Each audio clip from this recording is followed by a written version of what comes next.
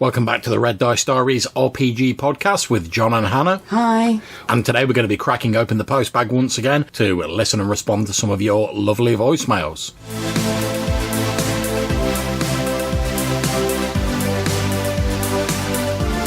And first up, we have a trio of voicemails from Randy Nichols over at the Biggest Geekest podcast. If you've not listened to that, I highly recommend you check it out. So, take it away, Randy. Hey, John, it's Randy from Biggest Geekest. Listen to your podcast. What is that? Podcast. On the episode on tips for staying in character.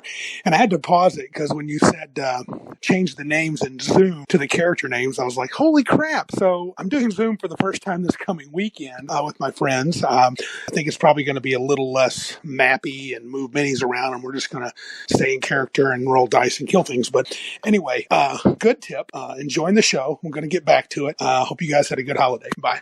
Hey there, Randy. Thank you very much for calling in. I'm glad you found the 5 tips for staying in character useful. Mm-hmm. And I mean, yeah, it's just a very simple thing. I mean, I've often heard lots of people saying to me, you know, you should always speak to like the character rather than the player to try and keep everyone in character.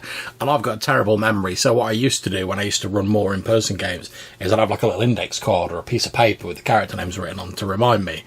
Yeah, absolutely. And another good tip for that is if you're at a con game where you don't know your players, yeah, you go around, you write everybody's name and everybody's character name and write it in the order that they're sitting, just to make it that little bit easier for yourself again. I'll tell you what I've also done at cons is, like I say, get like a little index card, fold it in half so it makes like a little stand, then you put the character name on both sides so the player can see it and the GM can see it as well.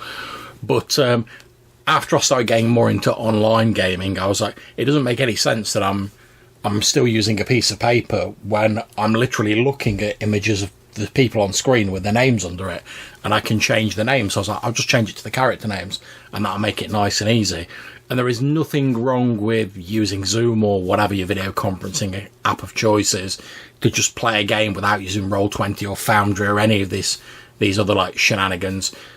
Back when Google Hangouts was a thing, I ran no end of those games where it was literally just the players and me talking and rolling a few dice. And that worked absolutely great. It was only when I went into sort of like D&D and other stuff like that, where there's a bit more of a tactical edge, that I started bringing in the maps. But again, they're not really 100% necessary. So, let's see what else Randy's got to say.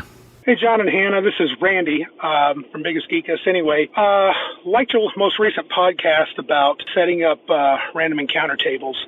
I do wonder, though, John, do you ever have an animal or a creature, and then when they encounter it, it's not a fight. Like, I've even had like a bear. They've encountered a massive bear, and maybe he's a young bear, and he's a male, and he's on his own. And if they don't attack him, he just kind of looks at them and mills about and leaves. I really want to run more games that have random encounter tables. It's been years. I'm kind of leaning. If you've listened to Biggest Geekest, we're leaning toward old school, but mostly I'm like Hannah. I tend to run plotted campaigns, but I'm going to try to get away from that to challenge myself. Keep up the good work, and you guys take care. Thanks again, Randy. I'm glad you enjoyed the stuff about random encounters. And I think you make a very important point there, that not all random encounters need to necessarily be a combat. And in fact, in my game, because it's a sort of survival, sort of wilderness-based game, a lot of the encounters are with like normal animals rather than like monsters in inverted commas. So I don't sort of set up what that encounter is going to be. It's just there is an animal in the vicinity. How the players deal with it is entirely up to them. So they've come across a number of animals, and we use the normal like roll to see who's surprised, roll to see how far the animal is away or the encounter is away. And there's been a few times I've seen animals and they're like, oh, there's a bear over there foraging for food. Let's just give him a bit of a wide berth and leave him alone. And if they do that, and like the bear's not spotted them, or like most animals, it's like, yeah, I'm really not going to charge those like heavily armed people. They just go on their way. They maybe spot a few details about the animal. They get to find out a bit about the flora and fauna of their area, but there's no combat. And we've had this a number of times where another one we had was where a player encountered a group of wolves, and I rolled to see how many appeared, and there was one of them. And the player and this wolf were both surprised at the same time, so they're sort of facing off against each other. And the wolf, obviously being used to having a pack with it, was just like, no, I'm not going to risk it, and just like turned around and went off into the forest looking for something easier to eat. And I think that's the joy of random encounters. You get sort of like odd moments like that. But I think the mistake some people make is they assume that all random encounters must be combat. And I don't think that's really the goal of them. The goal is just sort of say, here's something which you can interact with, and how the players interact with it and how the NPCs respond then forms the crux of the encounter. It doesn't necessarily have to be combat. Hey, John, this is Randy from Biggest Geekas. Joe and I, Biggest Geekas, we just did an episode 20 titled, Is It OSR? It was pretty extemporaneous, not well planned, but it was very enjoyable, where we kind of mused and meandered and wondered about what makes games OSR, what makes players OSR players. We're old school gamers, but you've heard our podcast. We're not really into the OSR fully, or at least not yet. I would love to get your opinion on that. If you would be willing to take a few minutes and listen to that episode 20. It's called, Is It OSR? I would really appreciate your comments, since you seem to be kind of a fan of that. Anyway, you and Hannah, keep up the good work. We'll talk to you later. Thanks again, Randy. And I believe if you check your voicemail, there may be one or two or more messages from John. There's a few more than one or two. Because the Biggest Geeks is on Anchor, and you can only leave like a 30-second message on Anchor. So I started off sort of going like, I'll just leave a quick message, and I was like, I've not really answered some of the things they sort of mentioned in the episode. So I ended up leaving about 10 or 15 like messages, which obviously, like, Randy, feel free to use or not as you see fit on Biggest Geekers.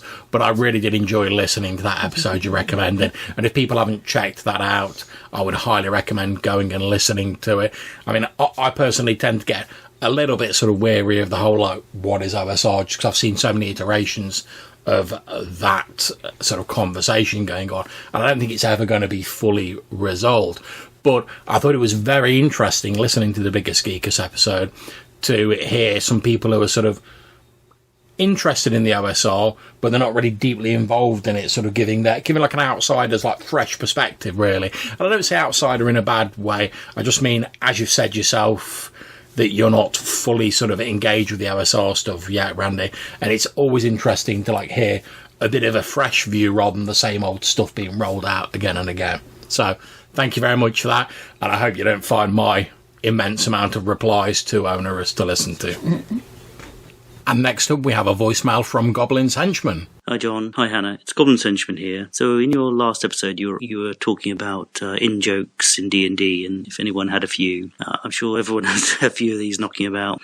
But two of these occurred in my actual play of Carapace, episode 73. So I have a friend I've known since 1985, and we've been gaming on and off ever since. Anyway, two of these gags popped up in the actual play. The first one at 7 minutes, which was I draw my sword, and the second one occurred at about 28 minutes, where the playtester asked if there was a two-headed black dragon in the room. And basically, these sort of came about that because the first one was whenever I was doing a wilderness kind of travel sequence, I'd roll dice, and when I stopped rolling the dice and looked up and said, "So," everyone would say, "I draw my sword," because they knew they'd triggered a random encounter. And the second one was relating to a dungeon I was running where the players had entered, or the characters had entered a room, and it was a huge room full of treasure, heaps of gold, magic items, and I told this to the players, and they were mentally counting the gold and sharing out the treasure. And while they were doing this, I then casually dropped into the conversation, "Oh yeah, by the way, there's a two-headed black dragon on the dais," and it was a bit of a yoik moment,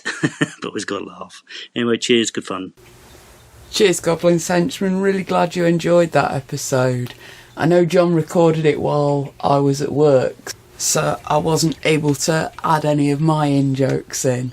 So in exchange for yours, I suppose I'll throw you a couple. Yeah, go for it. I'll throw a few of yours in. So, in-joke in the Star Trek game, they are in an Akira-class starship.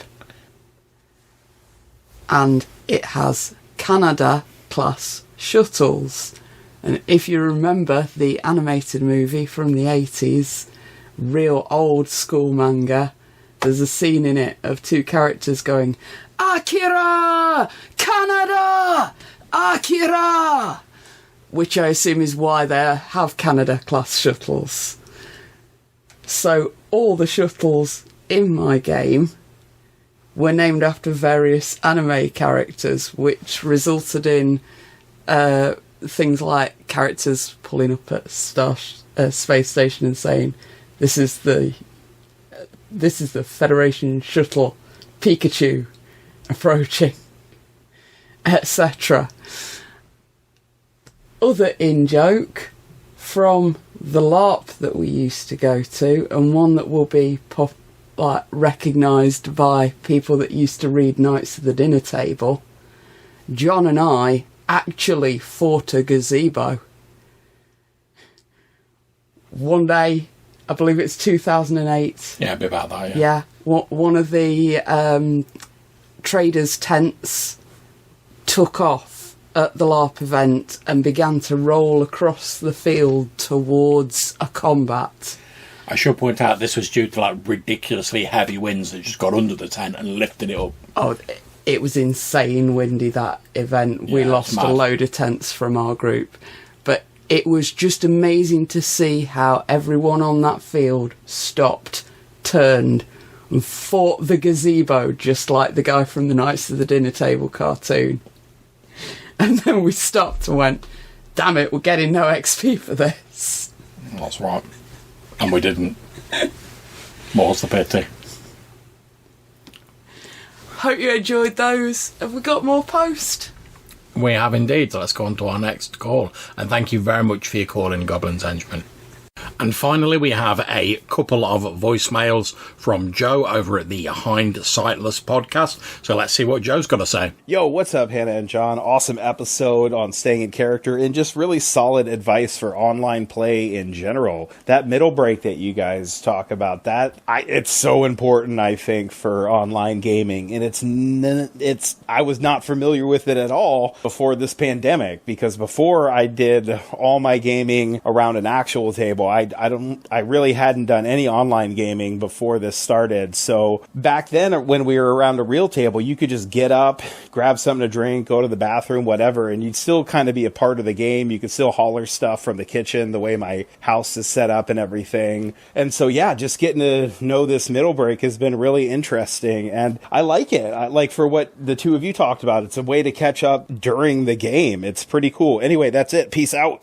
Hey Joe, glad you enjoyed the episode. And yeah, I think having a break and having a little bit of sort of scheduled time to be social and sort of catch up with people in your gaming group is really important, especially at the minute, when we can't see each other in person as we'd like. And I've got to say that although most of my games are sort of run online nowadays, just I don't live in a very big town with lots of gamers, but I'm so grateful for the fact we've got this technology now. And if there's ever a sort of time period when we need a welcome distraction, some way to unwind, and just have fun with our friends, no matter how far distant they might be geographically, then this is the time for that. So I'm really grateful we have the technology to do that, and we're not all just sat on our own at home, so not able to communicate at all. And I know it's not the same as gaming in person or anything. I do really miss having some mates round, rolling some dice, but it's what we've got to do, isn't it? And it is great to have the technology to do it. And whilst I'm not one of these people who say in-person gaming superior to online gaming or vice versa, because I think they're both valid forms of gaming. They're just quite different in some ways, but very similar in others. I am very thankful for the fact that with the technology we have nowadays, we can actually do this. And like I say, with everything going on at the minute and people not being able to stay in touch with each other as much, if we didn't have this technology, not only would we not be able to game, we wouldn't be able to stay in touch with people, we wouldn't be able to find out how our loved ones are doing and things like that. So I'm really thankful for the fact that we have that. Hey, Hannah. Hey, John. It's been happening a lot lately. I'm just sitting here prepping for a game, doing some world building, listening to some awesome podcasts. Someone starts talking about a monster, and I'm like, let's see if Pathfinder has it. Yep. So far, it's 100%. So I looked up the Cat Lord, and it's pretty much the same thing. Caster level 19 with a bunch of crazy spell-like abilities. I did notice, though, that it's based on an animal lord template that they applied to a panther. So Pathfinder has a bunch of different templates, and they do have an animal lord one that you can apply to whatever type of animal, and it really just turns them into a near deity, whatever. Anyway, awesome, super fun episode. I would love an episode all about cats. Peace out. Thanks again, Joe. Glad you enjoyed the episode. And Hannah's busy chuckling away to herself, obviously keen to do that episode on cats.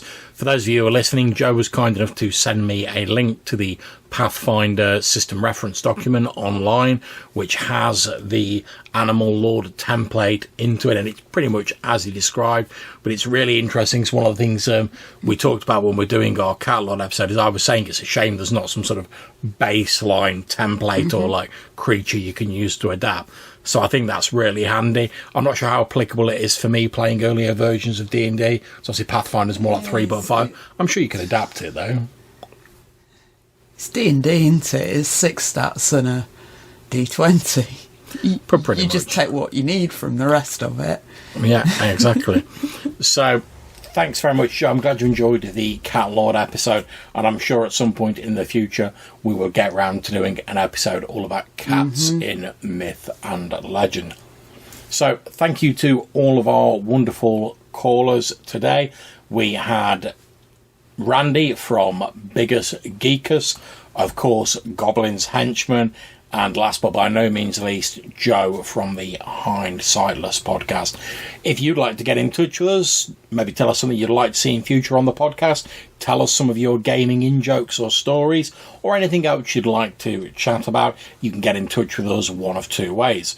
You can either leave us a voicemail message using the SpeakPipe website, there's a link in the description of this show, or you can send us an email to rddrpgpodcast@gmail.com. Until we see you next time, take care, stay safe, and whatever you're playing, have fun. Bye.